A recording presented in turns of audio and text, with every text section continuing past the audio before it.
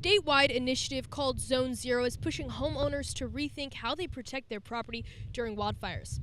Here at Bluffs Park, the fire started fairly close to the PCH, according to Ranger Tim, and several community members were able to capture footage of the broad fire from their phone.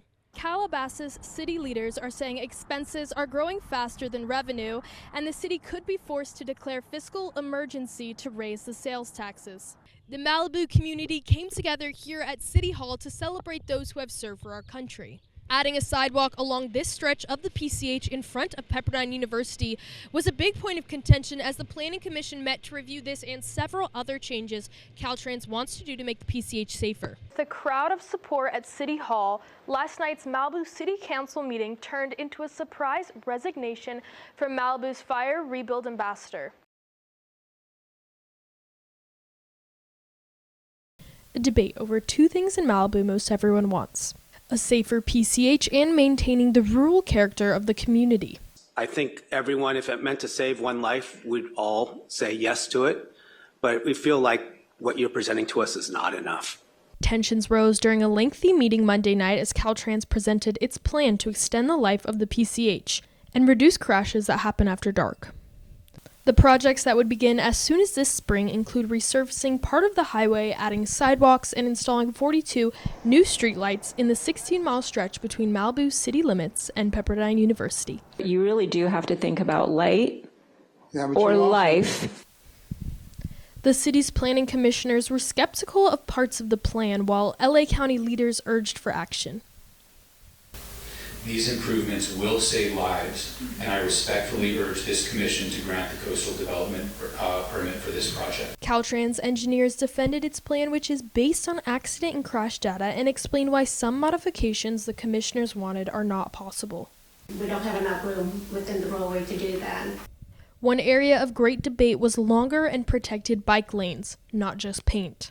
Having those bike lanes protected is really important because those bikers on that highway is extremely dangerous for the drivers and the bikers, period. And painted bike lanes really don't add a factor of safety. They just don't. Another sticking point, adding a sidewalk in front of Alumni Park at Pepperdine. We've clearly got a letter from the university today saying we're not in favor of that. Right before the meeting, the university sent a letter opposing the sidewalk because the area is used for emergency services. Oftentimes, vehicles will enter that area by going just straight up the grass. PCH safety advocates argued that the proposal changes do not go far enough. So the truth is, if the city of Malibu and Caltrans were really, really serious about saving lives, those treatments would actually be a lot more aggressive. Parents who have lost a child on the highway were frustrated, saying small changes wouldn't fix a dangerous highway. Caltrans is talking about paving some lines and some green paint, and that will make bike lanes, and it'll be safe, because that's what they do in a city. Well, PCH isn't a city, it's a highway. Because we will always have fires. It's part of California's natural history. We will always have fires. Zone Zero focuses on the area immediately around a home, the 0 to 5 feet zone.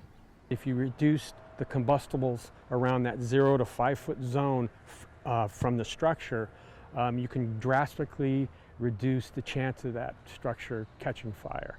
Zone Zero regulations have been in the works for years, but the January wildfires prompted Governor Newsom to push for faster action.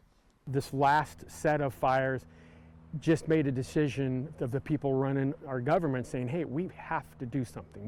The push for compliance hasn't been without resistance. They're getting a lot of pushback, and the reason is, like I said before, people don't want to get rid of some of those combustibles. You come toward the outside of a Malibu home to see how regulations are designed to protect structures. Imagine if it's on fire, this thing's raging, it goes, follows that wood fence, and it's connected to another structure. So what we try to tell people is break that connection up. UCOM says homeowners should replace high-risk areas with non-flammable alternatives. What I would do is remove all this stuff, remove the stuff against the house, put decorative rock and non-flammable thing. The goal of Zone Zero is to create an ember-resistant defensible zone. If the embers get into these nooks and crannies like in here, and you have pine needles. You take the pine needles and start your fire. There you go. The California Board of Forestry and Fire Protection will be reviewing the regulations until the end of the year. After that, they will be mandatory. 2026, any new construction are going to have to adhere to that Zone 0. UCOM stresses that being aware and prepared is key to everyone's safety. Lower the amount of fuel you have around your structures, and just get your place prepared, and then leave. Get out of the way. And I'm proud to be an American, where at least I know I'm free. Malibu City Hall hosted their 26th annual Malibu Veterans Day celebration. The sacrifice and the love for our country that you have shown, and show all of us that what true patriotism is. And we just want to say thank you for that. The event had a full house of community leaders and members from local Boy Scouts to the Malibu High School ROTC, cheering on the spirit of service through dancing, singing, poetry, and heartful speeches.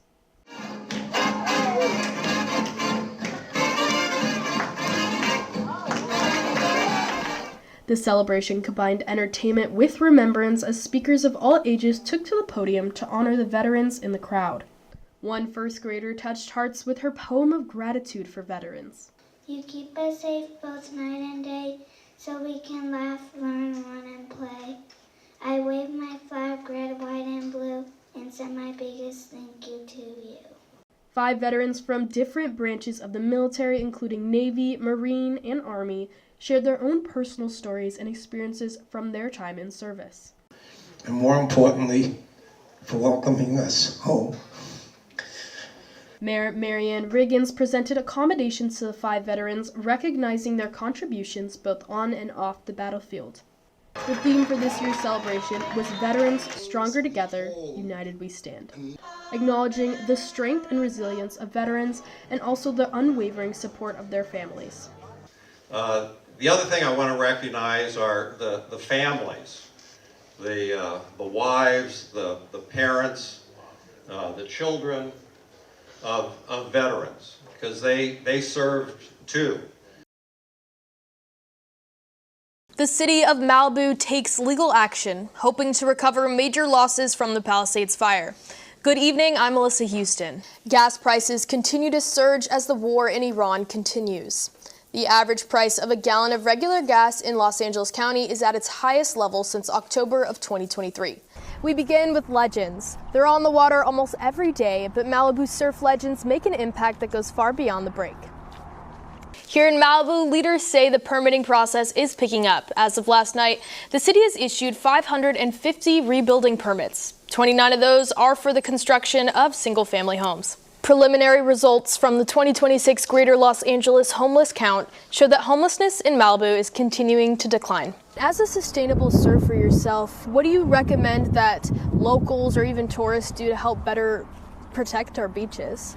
It starts out in the parking lot, on the sidewalk, and in the gutter.